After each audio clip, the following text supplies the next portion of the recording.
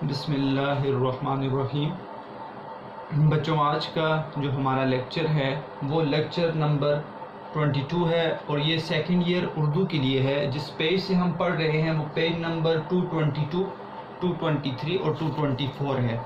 ہم نے علامہ محمد اقبال کی غزل کو شروع کیا تھا لیکچر نمبر 21 میں، اور اس میں ہم نے غزل کو دیکھا تھا، غزل کے لغوی اور اصطلاحی مفہوم کو دیکھا تھا کتاب کے اندر سے۔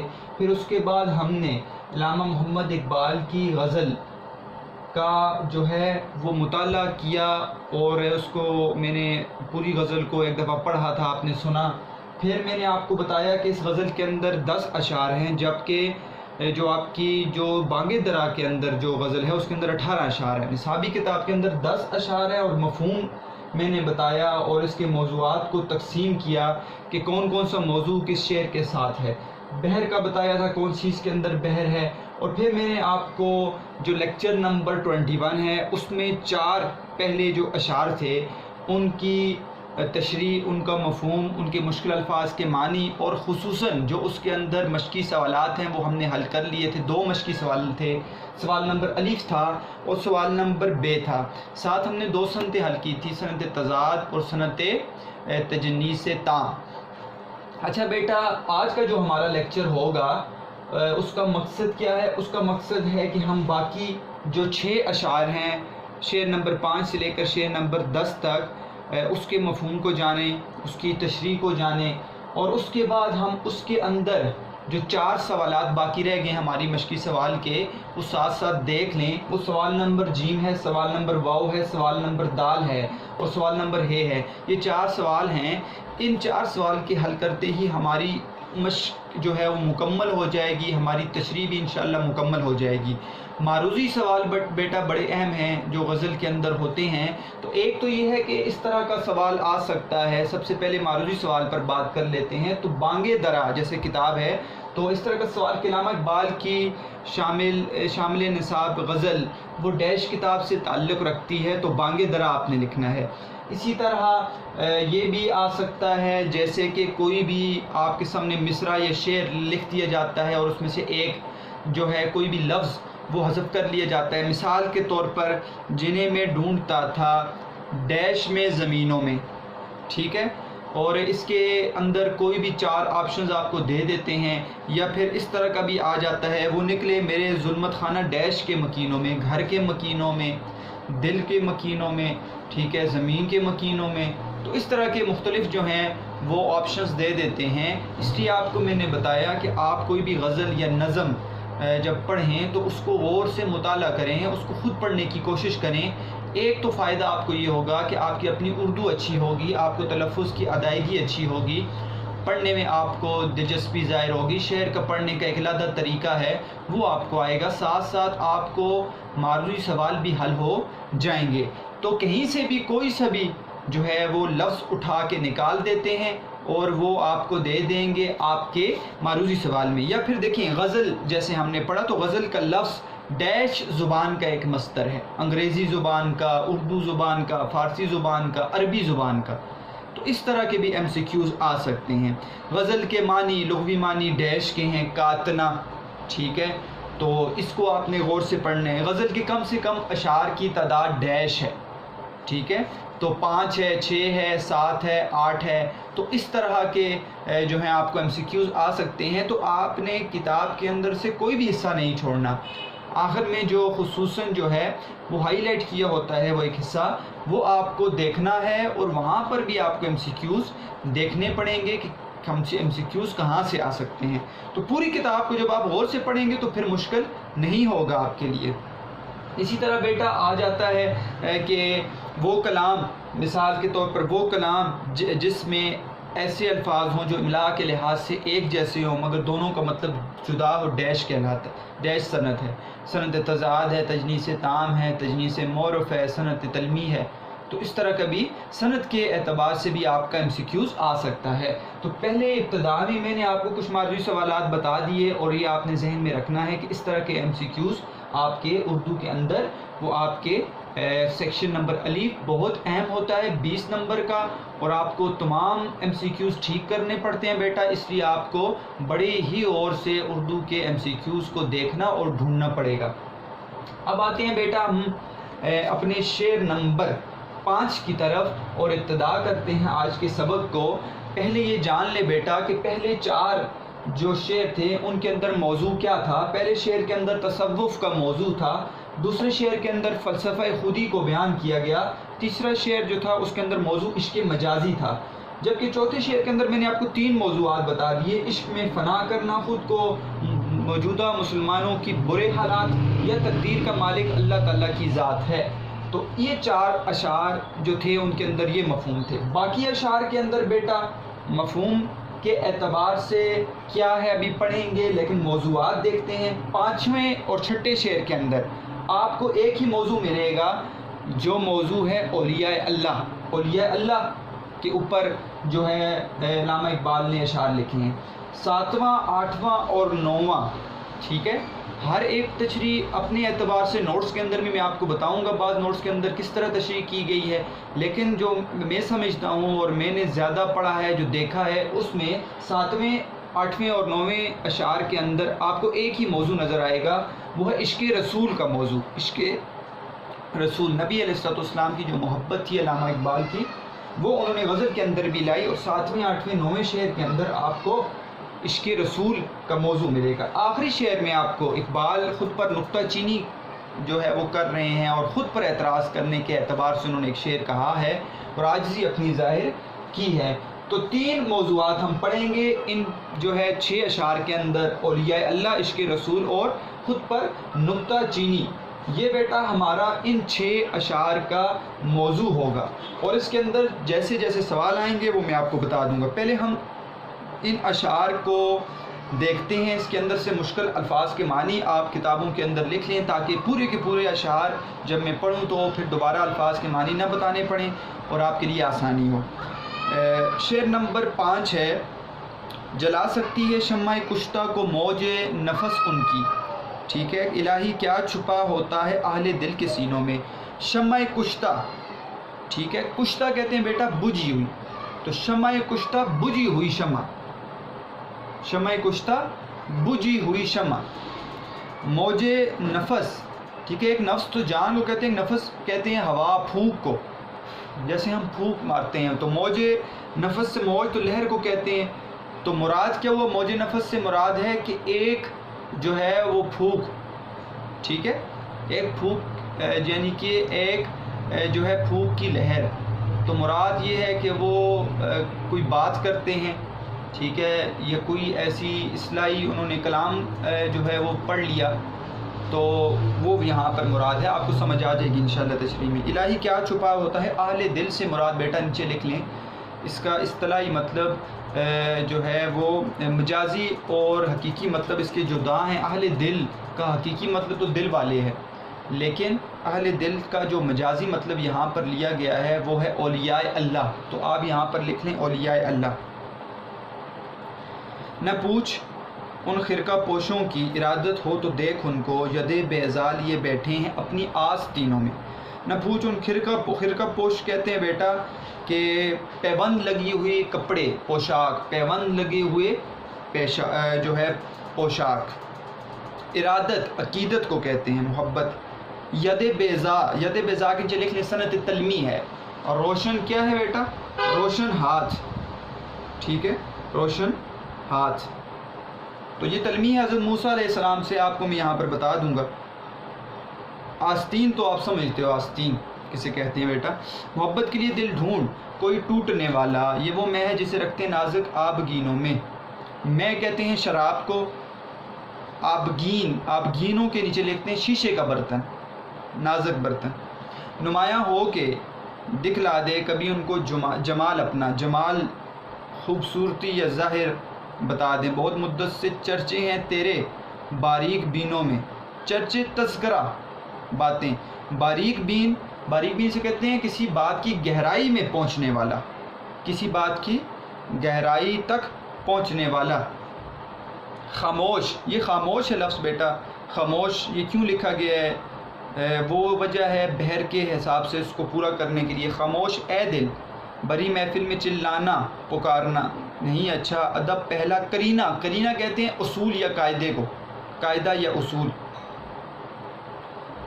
برا سمجھوں نے مجھ سے تو ایسا ہو نہیں سکتا کہ میں تو خود بھی ہوں اقبال اپنے نکتہ چینوں میں نکتہ چین تنقید کرنے والا اپنے اوپر اعتراض کرنے والا. تو ان 6 اشعار کے ہم نے جو ہے بیٹا الفاظ کے معنی دیکھ لیے. اب آتے ہیں ہم شعر نمبر 5 کی طرف جس کا 5 اور 6 کے اندر جو موضوع ہے وہ ہے اولیاء اللہ. پہلے دیکھتے ہیں اس کے مفہوم کو. جلا سکتی ہے شمع کشتہ کو موج نفس ان کی الہی کیا چھپا ہوتا ہے اہل دل کے سینوں میں. تو بیٹا یہاں پر جو مفہوم ہے شعر کے اندر وہ بہت ہی آسان ہے. تو علامہ اقبال کہہ رہے ہیں کہ اے میرے اللہ اولیاء کے دل میں اولیاء کے سینوں میں کیا چھپا ہوتا ہے کیا ایسا راز چھپا ہوتا ہے کہ ان کی ایک پھونک ٹھیک ہے ان کی ایک پھونک ایک بات کوئی بھی بات وہ بجھی ہوئی شمع کو جلا دیتی ہے. بجھی ہوئی شمع سے مراد ہے ایمان کو تازہ کر دیتی ہے. تو سادہ مفہوم پہلے کرتے ہیں پھر بات کو آپ سمجھ لیں گے شعر کے اندر جب تشریح کروں گا. تو مراد کیا ہے کہ اقبال کہہ رہے ہیں کہ اے میرے رب اولیاء اللہ کے سینے میں ان کے سینوں میں کیا ایسا راز ہے کہ ان کی ایک بات جو ہے وہ ایمان کو تازہ کر دیتی ہے ایمان کو تازہ کر دیتی ہے. یہ ہے اس کا مفہوم. دوسرے شعر کو بھی دیکھ لیتے ہیں ساتھ کیونکہ موضوع ایک ہے. نہ پوچھ ان خرقہ پوشوں کی ارادت ہو تو دیکھ ان کو یدے بیضا لیے بیٹھے ہیں اپنی آستینوں میں. کہتا ہے کہ جس کو اللہ تعالیٰ کے اولیاء سے محبت ہے ٹھیک ہے تو وہ دیکھے گا وہ یہ بات دیکھے گا یہ کہ ان کی پھٹی ہوئی پوشاک ہے پھٹے ہوئے کپڑے ہوتے ہیں لیکن یہ اپنے بغل میں آستین میں ایسا ہاتھ لیے بیٹھے ہوتے ہیں جو روشن ہاتھ ہوتا ہے جیسے کہ موسیٰ علیہ السلام کو معجزہ عطا کیا گیا تو ان کو بھی اللہ تعالیٰ نے کیا عطا کیا ہوتا ہے کمالات عطا کیے ہوتے ہیں ٹھیک ہے اور الہام ہوتا ہے ولیوں پر ٹھیک ہے. تو موسیٰ علیہ السلام تو نبی تھے ان کو معجزہ دیا گیا تو الہامات ہوتے ہیں اور یہ اللہ پر ان کی کرامات ہوتی ہیں. تو اے میرے رب جو ہے وہ تو ولی کی شان تو بتائیں گے یہاں پر لیکن اس شعر کے اندر خصوصاً اس بات کا تذکرہ کیا گیا کہ تم یہ نہ دیکھو کہ اولیاء اللہ جو ہیں وہ پھٹے ہوئے کپڑے پہنے ہوئے بیٹھے ہوتے ہیں ان کے پھٹے ہوئے کپڑوں کو نہ دیکھو ان کی ظاہری حالت کو نہ دیکھو ان کے اندر اللہ تعالیٰ نے ایسی قوت رکھی ہے کہ جیسے کہ انبیاء کو معجزے عطا کیے گئے تھے اسی طرح اولیاء اللہ کو کیا عطا کیا گیا ہے ان کو عطا کیے گئے ہیں کمالات ٹھیک ہے. ان کو اللہ تعالیٰ کی طرف سے الہام بھی ہوتے ہیں اور اللہ تعالیٰ کی طرف سے ان کو کمالات بھی ملتے ہیں جو لوگوں پر ظاہر ہو جاتے ہیں. تو بیٹا اب آتے ہیں اس کی تشریح کے اندر.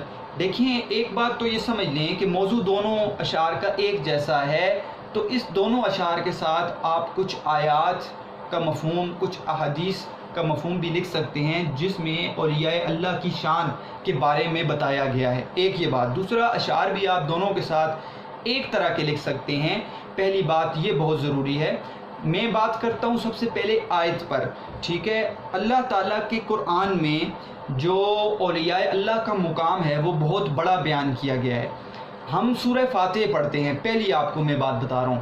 پہلی بات ہم سورہ فاتح جب پڑھتے ہیں تو سورہ فاتح کے اندر ہم پڑھتے ہیں کہ الحمدللہ رب العالمین الرحمن الرحیم مالک یوم الدین ایاک نعبد و ایاک نستعین اہدنا الصراط المستقیم صراط الذین انعمت علیہم صراط الذین انعمت علیہم. اے اللہ تعالیٰ ہمیں اس سیدھے راستے پر چلا ان لوگوں کے راستے پر چلا جن پر تو نے انعام کیا ٹھیک ہے یعنی کہ ہمیں وہ راستہ دکھا جس پر تیرا انعام ہے تیرا کرم ہے. تو اب قرآن کے اندر تو یہ آ گیا کہ وہ انعام والے لوگ ہیں ان کے راستے میں ہم دعا مانگ رہے ہیں ان کے راستے پر چلا لیکن یہ انعام والے لوگ کون ہیں وہ کون سے لوگ ہیں جن پر اللہ تعالیٰ نے انعام کیا ہے.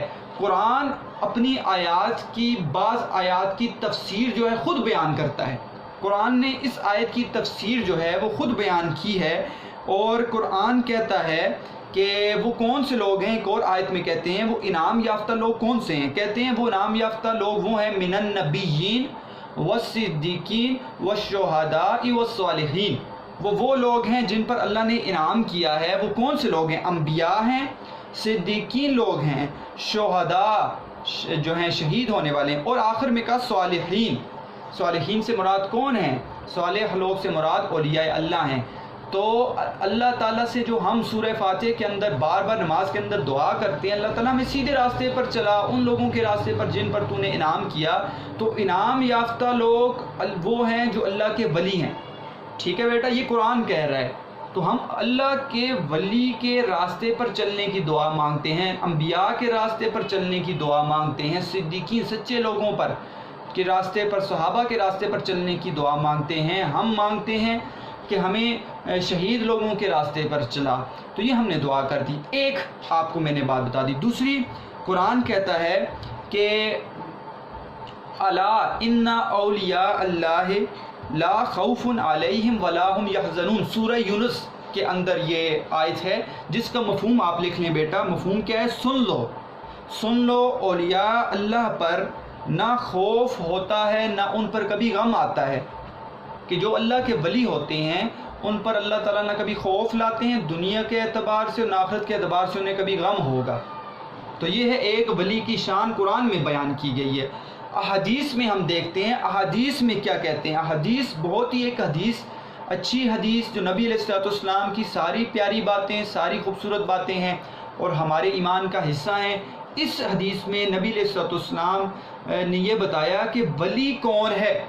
اب دیکھیں یہ بہت ضروری ہے، اللہ کا ولی کون ہے، ہم اللہ کے ولی کو کیسے ڈھونڈیں؟ تو اللہ کے نبی نے بتایا، حدیث کا مفہوم ہے اولیاء کی پہچان کیا ہے؟ کہا اولیاء اللہ وہ ہیں جن کے دیکھنے سے خدا یاد آئے۔ بس بیٹا یہ بات آپ سمجھ لیں کہ آپ کہتے ہیں ہم اللہ کے ولی کو کدھر دیکھیں؟ تو جس کو آپ دیکھیں نا، اور دیکھتے ہی آپ کو اللہ تعالیٰ کی یاد آئے اور وہ اللہ کی طرف بلانے والا ہو، اور اللہ کی تعلیم کی طرف بلانے والا ہو، انبیاء کی سنتوں پر بلانے والا، نبی علیہ السلام کا طریقہ اختیار کیا ہو، تو وہ اللہ کا ولی ہے اس دنیا کے اندر۔ تو کہتے ہیں اللہ کا ولی وہ ہے، ہمارے نبی نے فرما دیا اور حق ہے، سچ ہے یہ بات، کہ اولیاء اللہ وہ ہیں کہ جن کو دیکھنے سے اللہ کی یاد آتی ہے۔ اب آپ خود اندازہ لگا لیں کہ اللہ کے ولی کون ہے۔ ایسے لوگ ہیں کہ جو ظاہری طور پر بنے ہوئے ہیں اور ان سے ایسی خرافات ہو جاتی ہیں اور ہم انہیں اللہ کا ولی شمار کر دیتے ہیں، تو آپ خود اس کو دیکھتے ہی آپ سمجھ جائیں گے کہ یہ اللہ کا ولی ہے۔ تو حدیث کیا کہہ رہی ہے کہ اللہ کا ولی وہ ہے جس کو دیکھنے سے خدا یاد آئے۔ یہ بہت بیٹا ہمارے لیے آیت بھی آ گئی، ہمارے لیے حدیث بھی آ گئی، ہمیں اولیاء اللہ کی تھوڑی سی شان بھی پتہ لگ گئی، پہچان بھی پتہ چل گئی۔ کچھ اشعار ہیں جو اللہ کے ولی کے لیے، علامہ اقبال کا مشہور شعر ہے کہ نگاہ ولی میں وہ تاثیر دیکھی، نگاہ ولی میں وہ تاثیر دیکھی، بدلتی ہزاروں کی تقدیر دیکھی۔ کہ اللہ کے ولی کی نگاہ میں وہ اثر ہے کہ ہزاروں کی تقدیر وہ بدل دیتا ہے۔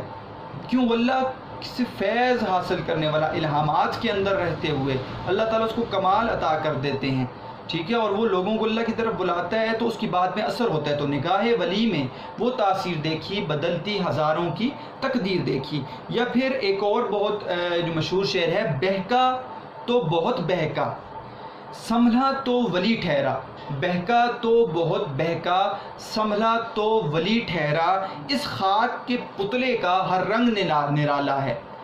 بہکا تو بہت بہکا، ٹھیک ہے، اور سنبھلا تو ولی ٹھہرا، اس خاک کے پتلے کا ہر رنگ نرالا ہے۔ کہ یہی وہ خاک کا پتلا ہے جو بہک گیا تو شیطانی راستے پر چل گیا، اور اللہ تعالیٰ کے راستے پر چلا تو اللہ تعالیٰ نے اس کو کیا بنا دیا؟ ولی بنا دیا، ٹھیک ہے۔ اور اللہ تعالیٰ کے جو ولی ہیں نا بیٹا، ان کی شان کیا ہے کہ ولی سے دشمنی، ٹھیک ہے، وہ اللہ کی طرف سے اعلان جنگ ہے، یاد رکھیے گا، ولی سے دشمنی اللہ کی طرف سے بھی اعلان جنگ ہے۔ تو ان دو اشعار میں، شعر نمبر 5 میں اور 6 میں، اولیاء اللہ کی شان کے بارے میں بتا دیا ہے۔ اور اولیاء اللہ یاد رکھیں بیٹا، کیونکہ اقبال تصوف کے سلسلے کے قائل تھے، میں نے آپ کو بتایا مرشد رومی کو وہ اپنا پیر مانتے تھے، اور آپ کو یہ پتہ ہے کہ آج کل بھی تصوف کے سلسلے میں 4 سلسلے چلے آ رہے ہیں، 4 سلسلے۔ ایک سلسلہ ہے جس کو کہا جاتا ہے نقش بندیہ، ایک سلسلہ ہے جس کو کہا جاتا ہے سہروردیہ، تیسرا سلسلہ قادریہ، اور چوتھا سلسلہ چشتیہ سلسلہ ہے۔ اس میں سے ایک جو سلسلہ ہے، جو پہلا سلسلہ ہے نقش بندیہ، وہ حضرت ابو بکر صدیق سے چلا آ رہا ہے، اور باقی 3 سلسلے سحر وردیہ، قادریہ اور چشتیہ یہ حضرت علی رضی اللہ تعالیٰ عنہ سے چلا رہے. تو آپ نے دیکھا ہوگا پیر ہیں، ٹھیک ہے، وہ بیعت کرتے ہیں اور وہ اللہ کی طرف بلاتے ہیں، لیکن حقیقی پیر وہ ہے جو اللہ کی طرف بلائے اور خود بھی عمل کرنے والا ہو، ٹھیک ہے. ایسے لوگوں کے ہتھ کنڈوں میں نہ آئیں، ایسے لوگوں کی باتوں میں نہ آئیں جو خود تو عمل نہیں کرتے اور ویسے بس پیسوں کے لیے بیٹھے ہیں اور ظاہری طور پر ہیں اور انسان پہچان لیتا ہے. تو پاگل نہ بنیں، ٹھیک ہے. اور آپ سمجھدار لوگ ہیں، ایسے لوگوں کے پاس نہ جائیں، ایسے لوگوں کی باتوں میں نہ آئیں کہ جو ظاہری طور پر تو کہتے ہیں کہ ہم یہ ہیں، ہم وہ ہیں، ٹھیک ہے، اور ہم جو ہیں وہ ہمارے کمالات ہیں، ہم آپ کو تعویذ کر دیں گے، تعویذ گنڈے کر. ان چیزوں میں نہ آئیں، بلکہ حقیقت ڈھونڈیں کہ اللہ کا ولی وہ ہوگا جو آپ کو اللہ کی طرف بلائے گا. اللہ کا ولی ہوگا جو نبی علیہ السلام کی بات کرے گا اور خود بھی عمل کرنے والا ہوگا، تو یہ حقیقی ولی ہے. تو ان سے فیض حاصل کریں. اور بیٹا آپ کے تو ولی جو میں کہتا ہوں نا، ولی سب سے پہلے گھر کے اندر موجود ہیں. آپ کے والدین، آپ کے والد، آپ کی والدہ، ٹھیک ہے، جن کی آپ خدمت کریں. پھر آپ کے اساتذہ ہیں جو آپ کو سیدھے راستے پر چلاتے ہیں. پھر اس کے بعد آپ کے دین کے عالم ہیں جو آپ کو سیدھے راستے پر لاتے ہیں. اور سیدھے راستے پر لانے والے ہی شخص جو ہے نا وہ اللہ تعالیٰ کے محبوب ٹھہرتے ہیں، یہ یاد رکھیے گا. اب دیکھتے ہیں بیٹا تشریح کے اندر اقبال کیا کہہ رہے ہیں، ولی کیا کہہ رہے ہیں، ولی کون ہے. تو کہتے ہیں جلا سکتی ہے شمع کشتہ کو موج نفس ان کی، الہی کیا چھپا ہوتا ہے اہل دل کے سینوں میں. دیکھیں بیٹا بڑی خوبصورت بات کی ہے. دیکھیں میں آپ کو پہلے تو لے کر جاتا ہوں اس کی حقیقی بات کی طرف کہ آپ دیکھیں ایک شمع پڑی ہوئی ہے، ٹھیک ہے، موم بتی ہے، اس کے اوپر شمع ہے، شمع جل رہی ہے، اور آپ اس کے پاس گئے، آپ نے پھونک ماری، اس کو پھونک ماری. جیسے آپ نے دیکھا ہوگا کہ جب ہماری ہیپی برتھ ڈے ہوتی ہے، ہماری سالگرہ ہوتی ہیں اور مختلف بچوں کی منائی بھی جاتی ہیں، تو وہ پھونک سے وہ موم بتیوں کو بجھاتے ہیں. یہ آسان آپ کو بات سمجھ آ جائے گی. تو پھونک سے ہمیشہ یاد رکھیے گا کہ شمع بجھ جاتی ہے، شمع جلتی نہیں ہے، شمع جلتی نہیں ہے.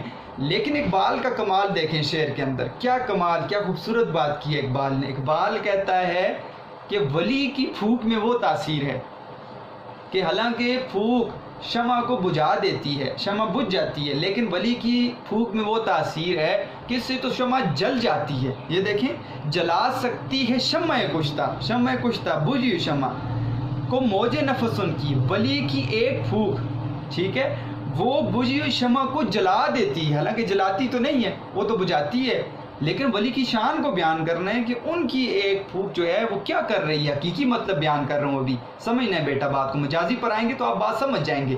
تو حقیقی یہ کہ ولی کی ایک پھونک شمع کو بجھا نہیں رہی بلکہ جلا رہی ہے. الہی کیا چھپا ہوتا ہے اہل دل کے سینوں میں. تو ولی کے اندر اے اللہ آپ نے کیا چھپایا ہوا ہے کہ ان کی ایک پھونک سے جو شمع بجھتی ہے وہ شمع جل رہی ہے. ان کو کیسے کیا کرامات عطا کی ہیں آپ نے. اب بیٹا آتے ہیں مجازی مطلب کی طرف. دیکھیں میری بات سمجھیں آپ. دیکھیں ایمان کی شمع بھی ہوتی ہے. اب آپ بات کو سمجھ جائیں گے. ایمان کی شمع بھی ہوتی ہے. ایمان کی شمع بھی بعض اوقات انسان جو ہے دنیا میں رہ کر ایمان اس کا کمزور ہو جاتا ہے اور اس کی وہ شمع بجھ جاتی ہے. ایمان دل کے اندر سے جو ہے وہ محبت کم ہو جاتی ہے، دنیا کی محبت زیادہ پڑ جاتی ہے، دین کی محبت کم ہو جاتی ہے. اب اولیاء اللہ کا کام کیا ہے؟ اولیاء اللہ کا کام یہ ہے کہ جب وہ ایسے لوگوں کے پاس جاتے ہیں جن کا ایمان کمزور ہو جاتا ہے، ان کی ایمان کی شمع بجھ گئی ہے، اولیاء اللہ جب ان کو اللہ کی طرف بلاتے ہیں، یہ نہیں ہے کہ پھونکے مارتے ہیں. آپ یہاں سے دم مراد نہ لیجئے گا، ٹھیک ہے، اور تشریح کو غلط نہ کیجئے گا. عجیب عجیب جو ہے باتیں آپ بعض اوقات تشریح کے اندر آپ لکھ دیتے ہیں یا ہم نے دیکھی ہیں لکھی ہوئی، تو وہ کیا ہے کہ جی پھونک مارنا. پھونک سے مراد اب یہ نہیں ہے کہ حقیقی مطلب آپ نے بیان کر دیا، مجازی مطلب کی طرف جائیں. تو مراد کیا ہے کہ ایک بات ولی کی، ٹھیک ہے، ولی کی باتوں میں وہ تاثیر ہے کہ ایسے لوگ جن کی ایمان کی شمع بجھ گئی ہے، تو ایمان کی شمع بجھی ہوئی شمع کو اب ان کی باتوں نے اتنا اثر دکھایا کہ اب ان کا ایمان تازہ ہو گیا. تو اے اللہ آپ نے اس دل کے اندر، اس سینے کے اندر اس ولی کے کیا رکھ دیا ہے، ٹھیک ہے، کیا ایسا کمال ہے کہ اس کی باتوں میں اتنی تاثیر ہے. نگاہ ولی میں وہ تاثیر دیکھی. یہ تو وہ کہہ رہے ہیں نگاہ ولی، اور جب بات کرتا ہے ولی تو پھر تو اس کی تاثیر ہی تاثیر. تو آپ نے دیکھا ہوگا اولیاء اللہ کی بات دلوں پر اثر کرتی ہے. دل سے جو بات نکلتی ہے اثر رکھتی ہے. پر نہیں طاقت پرواز مگر رکھتی ہے. تو بیٹا آپ کو نظر آ رہا ہوتا ہے کہ اس کی ایک بات جو ہے وہ ایمان کی شمع کو، بجھی ہوئی شمع کو دوبارہ کیا کرتی ہے، زندہ کر دیتی ہے، اور وہ دین کے راستے پر آ جاتا ہے. تو ہم نے دیکھے اولیاء اللہ کی باتوں سے لوگ جو ہیں اور غیر مسلمان ہو گئے، غیر مسلم، لیکن وہ حقیقی ولی ہو. کیسا ولی ہو؟ ٹھیک ہے، وہ ولی ہو شاہ عبد القادر جیلانی رحمۃ اللہ تعالیٰ، شیخ عبد القادر جیلانی رحمۃ اللہ تعالیٰ کی طرح، جنید بغدادی رحمۃ اللہ تعالیٰ. آپ ان کے قصے پڑھیں، آپ کو پتہ چلے گا اولیاء اللہ کو اللہ تعالیٰ نے کیا کیا کمالات ادا کیے ہیں. تو یہ ہے شعر نمبر 5. اور شعر نمبر 6 بہت آسان ہے بیٹا ہمارے لیے. نہ پوچھ ان خرقہ پوشوں کی ارادت ہو تو دیکھ ان کو، یدے بیزال لیے بیٹھے ہیں اپنی آستینوں میں. تو کہہ رہے ہیں یہاں پر کہ اصل یہ ہے کہ وہ شخص دیکھے گا، پہلی بات تو یہ ہے کہ وہ شخص دیکھے گا جس کو عقیدت ہوگی ولی کے ساتھ. جو اللہ تعالیٰ کی ذات کے ساتھ محبت رکھتا ہے وہ اللہ کے ولی کے ساتھ محبت رکھتا ہے. وہ اللہ کے جو ہے نبی کے ساتھ محبت رکھتا ہے، وہ صحابہ کے ساتھ محبت رکھتا ہے، وہ تبع تابعین کے ساتھ محبت رکھتا ہے، وہ اللہ کے اولیاء اللہ کے ساتھ محبت رکھتا ہے. تو کہا کہ پہلی بات تو یہ ہے کہ عقیدت ہوگی، محبت ہوگی تو اس شخص کو نظر آئے گا. عام لوگوں کو نظر نہیں آئے گا جن کے دلوں میں دنیا کی محبت ہے.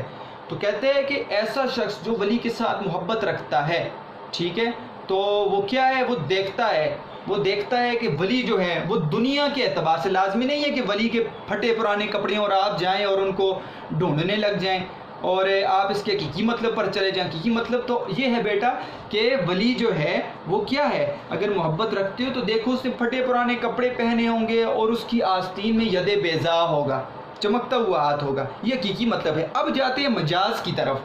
شعر ہمیں مجاز کی طرف لے کر جا رہا ہے. اب مراد کیا ہے کہ اے لوگو، ٹھیک ہے، جو تم محبت رکھتے ہو ولی کے ساتھ، تم ان کو دیکھو گے ان کو دنیا سے محبت نہیں ہوگی. پھٹے پرانے کپڑے کا مطلب یہ نہیں کہ ولی اب پھٹے پرانے کپڑے پہن لے اور اللہ کی نعمتوں کا وہ ناشکرہ بن جائے. اللہ تعالیٰ نے جو نعمتیں دی ہیں تو اللہ تعالیٰ کیا کہتے ہیں، ان نعمتوں کو بیان کرو، ان نعمتوں کو لاؤ. یہ نہیں ہے کہ ایک شخص کے پاس پیسے بھی ہیں، اللہ تعالیٰ نے نعمتیں دی ہیں اور وہ جو ہے پھر بھی پھٹے پرانے کپڑے پہن کر پھرتا رہے. تو ایسے ہمارے نبی نے نہیں کہا. اور یہ بھی نہیں ہے کہ جا کر آپ کسی جنگلوں میں اور پہاڑوں میں بیٹھ جاؤ. تو ایسے دین میں ایسے لوگوں کو منع کیا گیا ہے. آپ اس دنیا کے اندر رہ کر آپ دیکھو گے ایسا شخص ولی ہوگا جس کو دنیا سے محبت نہیں ہوگی. تمہیں محبت ہے تو دیکھو ولی وہ ہوگا جس کو دنیا سے محبت نہیں ہوگی. پھٹے پرانے کپڑے سے مراد کیا، دنیا سے محبت نہیں ہوگی اور وہ تمہیں ولی نظر آئے گا. وہ کیا ہے، وہ تمہیں ایسے لگے گا جیسے سادہ آدمی ہے اور عام آدمی ہے، لیکن وہ اللہ تعالیٰ کے اتنے قریب ہوگا کہ جیسے انبیاء کو معجزات عطا کیے گئے. سنت تلمی ہے، اس میں سے ایک نبی کی طرف اشارہ کر دیا گیا، حضرت موسیٰ علیہ السلام کی طرف، کہ فرعون کے مقابلے میں جب وہ آئے تو اللہ تعالیٰ نے ان کو کیا معجزہ عطا کیا کہ وہ اپنے ہاتھ کو ایسے بغل میں کرتے تھے تو ایسے کرتے تھے تو سورج کی طرح چمکنے لگ جاتا تھا. ید بیضا، چمکتا ہوا ہاتھ. تو سنت تلمی ہے کہ معجزات عطا کیے انبیاء کو.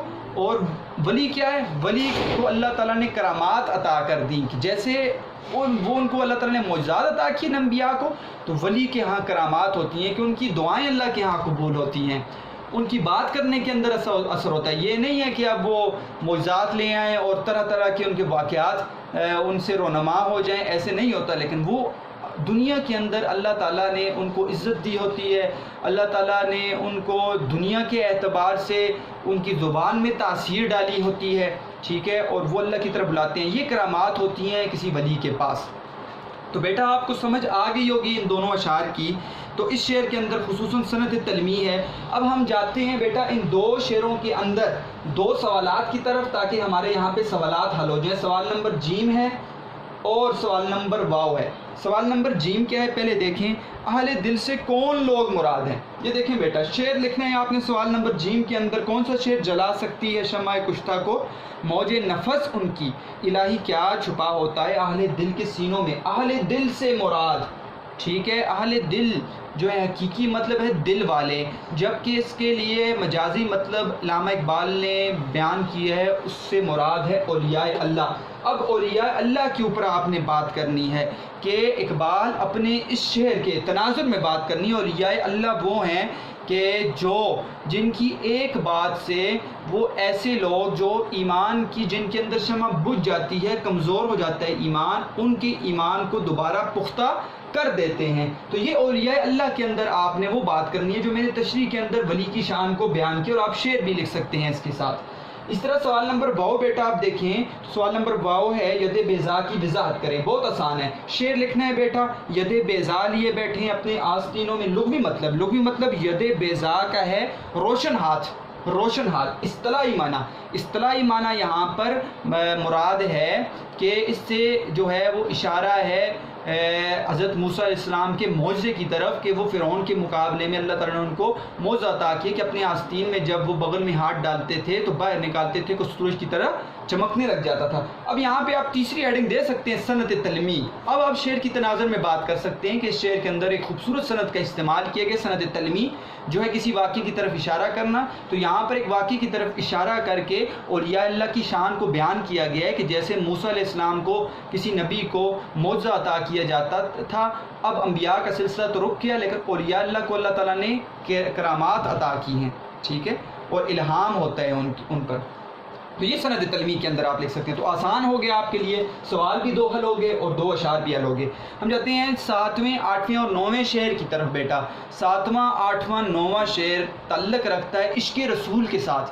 تو عشق رسول کے بارے میں نے آپ کو جواب شکوہ کے اندر بتایا تھا کہ علامہ اقبال کی محبت اپنے نبی کے ساتھ کیسے تھی. واقعات بھی سنائے تھے کہ جب آپ رسول صلی اللہ علیہ وسلم کا نام آپ کے سامنے آتا تھا، کوئی بات آتی تھی تو آپ رونے لگ جاتے. تو آخری عمر میں تو ایسا ہے کہ آپ کا سانس رک جاتا تھا، جیسے ہچکی انسان کو آ جاتی ہے رونے سے، تو ایسی حالت ہو جاتی تھی. واقعہ بھی سنایا تھا آپ کو کہ ایک شخص نے آپ کو اور آپ کے ایک دوست کو ایک قانونی مشورے کے لیے بلایا جو بڑا امیر تھا. تو رات کو وہ اپنے گھر میں ٹھہرایا. کیسے کمرے میں ٹھہرایا؟ جو بڑا عالیشان کمرہ تھا. تو رات کو جب سونے لگے علامہ اقبال تو ان کو اچانک یاد آئی نبی علیہ السلام کی، اور محسوس کیا کہ میرے نبی نے تو غربت میں اپنا دور گزارے، اور جس کی نام اور جس امت میں، جس کی نبی کی امت میں تو شامل ہے، تو ایسے مزے سے سو رہا ہے. تو کہتے ہیں غسل خانے میں جا کر بیٹھ کے، اور جب کوئی نوکر آیا تو اس نے پوچھا کیا مسئلہ ہے، تو کہا کہ یہیں پر مجھے تم چارپائی ڈال کر یا نیچے ڈال کر تمہیں دے، میں یہیں پر سو جاؤں گا. تو کہتے ہیں وہ اس کمرے میں، اس عالیشان کمرے میں نہ سوئے. تو نبی علیہ السلام کی محبت کا یہ اظہار ہے. پھر ایک اور آپ کو میں نے بتایا تھا واقعہ کہ جس نے راجپال کو، غازی علم الدین شہید، جس نے راجپال کو قتل کیا تھا، جس نے نبی علیہ السلام کی شان میں گستاخی کی تھی، تو اس کے پاؤں کو جا کر، جب اس کا جنازہ ہوا، پاؤں کو جا کر چوما اور واقعہ سنایا بعد میں، اور کہا کہ پہرے دار ہے. اس نے واقعہ سنایا تھا کہ راجپال کو قتل کرنے کے بعد جب جیل میں تھے غازی علم الدین شہید رحمۃ اللہ تعالیٰ، تو وہاں پر وہ ایک دن غائب ہو گئے. تو پہرے دار کہتے ہیں ڈھونڈتے رہے لوگ، وہ نہ ملے. تو آخرکار جب وہ واپس آئے، کافی ٹائم گزر گیا، تو لوگوں نے پوچھا اور وہ نہ بتا رہے تھے، لیکن جب اصرار کیا تو بتایا کہ مجھے نبی علیہ السلام نے اپنے پاس بلا لیا تھا اور مجھے چہرے مبارک پر، میری پیشانی پر بوسہ دیا اور واپس بھیج دیا. تو علامہ اقبال کہتے ہیں کہ وہ بندہ جس کی چہرے مبارک پر نبی نے بوسہ دیا تو اس قدموں پہ میں کیوں بوسہ نہ دوں. تو ایسی محبت تھی علامہ اقبال کو نبی علیہ السلام کی ذات کے ساتھ. تو یہاں پر تینوں شعروں کے اندر، تینوں اشعار کے اندر آپ کو نظر آئے گا کہ عشق رسول ہے بیٹا، ٹھیک ہے. اور عشق رسول آپ کو اشعار بھی ہیں پتہ ہے، اور آپ نعت کے اوپر بھی شعر لکھ سکتے ہیں. جیسے کہ ایک مشہور شعر ہے کہ ذکر نبی جو کرتے ہیں ذکر خدا کے ساتھ، ذکر نبی جو کرتے ہیں ذکر خدا کے ساتھ، محشر میں وہ رہیں گے میرے مصطفیٰ کے ساتھ. ذکر نبی جو کرتے ہیں ذکر خدا کے ساتھ، محشر میں وہ رہیں گے میرے مصطفیٰ کے ساتھ، ٹھیک ہے. تو بڑے ہی ایسے آپ شعر لکھ سکتے ہیں. اس کے اندر مختلف اشعار ہیں. لے سانس بھی آہستہ کہ یہ دربار نبی ہے، خطرہ ہے بہت سخت یہاں بے ادبی کا. لے سانس بھی آہستہ کہ یہ دربار نبی ہے، خطرہ ہے بہت سخت یہاں بے ادبی کا. یہاں پہ آپ کو مختلف ایسے اشعار بھی نظر آئیں گے جو نبی علیہ السلام کی ذات کے ساتھ آپ کو ملیں گے، اور ادب کے اوپر بات کی گئی ہے زیادہ. تو ابھی آئے گی بات. ہم دیکھتے ہیں شعر نمبر جو ہے 7 کو محبت کے لیے دل ڈھونڈ کوئی ٹوٹنے والا، یہ وہ میں ہے جسے رکھتے ہیں نازک آبگینوں میں۔ عام بھی آپ بات لے کر جا سکتے ہیں، لیکن تینوں شعروں کے اندر آپ نے جو موضوع ہے اس کو ذہن میں رکھنا ہے بیٹا۔ عشق رسول، محبت کے لیے دل ڈھونڈ کوئی ٹوٹنے والا، یہ وہ میں ہے جسے رکھتے ہیں نازک آبگینوں میں۔ کہتے ہیں محبت کے لیے دل جو ہے وہ ٹوٹنے والا ڈھونڈ، ٹھیک ہے۔ ابھی حقیقی مطلب پر جائیں گے، مفہوم کو سمجھیں گے۔ یہ وہ شراب ہے، شراب سے مراد محبت ہے، یہ وہ شراب ہے جسے نازک پیالوں میں رکھا جاتا ہے۔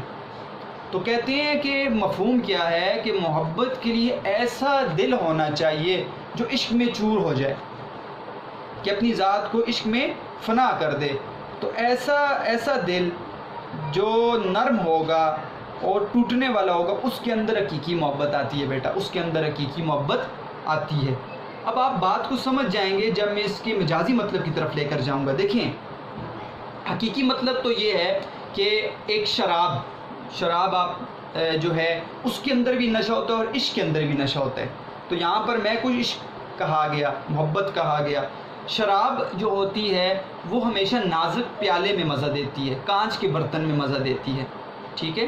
تو شراب جو ہوتی ہے وہ کسی ایسے پیالے میں مزہ نہیں دیتی کہ جو ٹوٹنے والا نہ ہو، اقبال کہتے ہیں۔ تو کانچ جو ہے وہ آپ کو پتہ ہے ٹوٹ جاتی ہے، نازک ہوتی ہے۔ تو شراب ہمیشہ نازک پیالے میں مزہ دیتی ہے۔ تو یہاں پر کہا محبت کے لیے دل ڈھونڈ کوئی ٹوٹنے والا۔ اب یہاں پر بیٹا دل کو آپ پیالے کے ساتھ ملا لیں اور شراب کو آپ محبت کے ساتھ ملا لیں۔ کہتے ہیں جیسے شراب جو ہے وہ نازک پیالے میں مزہ دیتی ہے، اسی طرح محبت جو ہے وہ ایسے دل میں مزہ دیتی ہے جو ٹوٹنے والا دل ہو، پیالے کی طرح ہو، شیشے کے پیالے کی طرح ہو۔ وجہ کیا ہے بیٹا؟ یاد رکھیے گا کہ دل جو سخت ہوتے ہیں نا، سخت دل ہم کہتے ہیں، یہ بہت سخت دل ہے، اس کے اندر اللہ تعالیٰ کی محبت، اللہ کے نبی کی محبت نہیں آئے گی، کبھی بھی نہیں آئے گی۔ ایسا دل جو ٹوٹنے والا ہے اس کے اندر محبت آئے گی اور وہ محبت سے چور ہوگا، محبت میں چور ہو جائے گا وہ دل، اور محبت میں وہ آگے بڑھنے والا دل ہوگا۔ تو محبت کے لیے دل ڈھونڈ، اب دیکھیں محبت کے لیے دل یہاں پر شرط رکھتی ہے کہ محبت کے لیے دل جو ہے وہ نازک دل ہونا چاہیے، سخت دل نہیں ہونا چاہیے۔ یہ پوری کی پوری بات بیان کر دی اور عشق رسول کی طرف بات کی ہے کہ نبی کی محبت آپ کے دل میں تب آئے گی کہ آپ کا دل نرم ہوگا، آپ کا دل کیا ہوگا؟ وہ نرم ہوگا، اور وہ جو ہے محبت کے اثر کو لینے والا ہوگا۔ سخت دلوں کے اندر کبھی اللہ اور اللہ کے نبی کی محبت نہیں آتی۔ اب آپ سمجھ گئے ہوں گے اس کو اچھی طریقے سے۔ نمایاں ہو کہ دکھلا دے کبھی ان کو جمال اپنا، بہت مدت سے چرچے ہیں تیری باریک بینوں میں۔ کچھ تشریح کے اندر اس کو اللہ تعالیٰ کی طرف جو ہے وہ بیان کیا گیا ہے کہ اللہ تعالیٰ کی ذات کو کہہ رہے ہیں، لیکن میں ان تینوں اشعار کو عشق رسول پر بیان کروں گا بیٹا۔ نمایاں ہو کہ دکھلا دے کبھی ان کو جمال اپنا، بہت مدت سے چرچے ہیں تیری باریک بینوں میں۔ کیا مطلب ہے کہ اے نبی، ٹھیک ہے، آپ کے اوپر لوگ، مفہوم کو سمجھے، آپ کے اوپر لوگ اعتراض کرتے ہیں اور ہمیں کہتے ہیں، باتوں میں سے بات نکالنے والے، باریک بات کی گہرائی میں جانے والے، وہ کہتے ہیں تم انبیاء کی شان کے بارے میں بات کرتے ہو اور اپنے نبی کی شان کے بارے میں بات کرتے ہو اور بہت زیادہ بیان کرتے ہو، تو کہاں ہے تمہارا نبی؟ ٹھیک ہے، اب تو تمہارا نبی دنیا سے چلا گیا اور آپ کے بارے میں بات کرتے ہیں۔ تو اقبال کہتے ہیں کہ کبھی اے نبی آپ ان کے دل میں اپنی محبت کو ظاہر تو کریں، ٹھیک ہے، آپ ان کے دل میں اپنی محبت کو ظاہر تو کریں، ان کو پتہ تو چلے ہمارے نبی کی شان کیا ہے۔ یہ ہے اس کا موضوع بیٹا، یہ ہے اس کا مفہوم، عشق رسول ہے۔ نمایاں ہو کہ دکھلا دے کبھی ان کو جمال اپنا، کہ اے نبی کبھی ان کو ظاہر کر دیں اپنا جمال، جمال سے مراد ہے اپنی محبت، ٹھیک ہے، حقیقت ان پر ظاہر کر دیں آپ۔ بہت مدت سے چرچے ہیں تیری باریک بینوں میں، یہ غیر لوگ جو آپ کو نہیں مانتے وہ آپ کے اوپر بات کر رہے ہیں اور آپ کی اوپر اعتراضات کر رہے ہیں اور طرح طرح کے آپ کے اوپر جو ہے وہ عجیب باتیں کرتے ہیں، آپ کی شان میں گستاخی کر دیتے ہیں، ٹھیک ہے، اور آپ کی شان میں گستاخی کرنے، کبھی ان کو اپنا جمال تو دکھائیں، اپنی حقیقت تو دکھائیں، تاکہ ان کو پتہ چلے کہ ہمارے نبی کی جس پر ہم ایمان لائے اس کی شان کیا ہے۔ ٹھیک ہے، ان کی اصل اللہ تعالیٰ نے کیا شان رکھتی ہے نبی علیہ السلام کی، تو یہاں پر اس بات کو بیان کیا گیا ہے۔ تو آسان ہے آپ کے لیے سمجھنے میں۔ تو میں نے آپ کو بتایا ہے کہ بیٹا اس شعر کو بعض تشریح کے اندر اللہ تعالیٰ کی طرف بھی بیان کیا گیا کہ اللہ تعالیٰ کی طرف اشارہ کرتے ہیں کہ اللہ تعالیٰ آپ کے بارے میں لوگ باتیں کر رہے ہیں تو کبھی اللہ تعالیٰ اپنی حقیقت کو ظاہر کر دیں، لیکن میں اس کو عشق رسول کی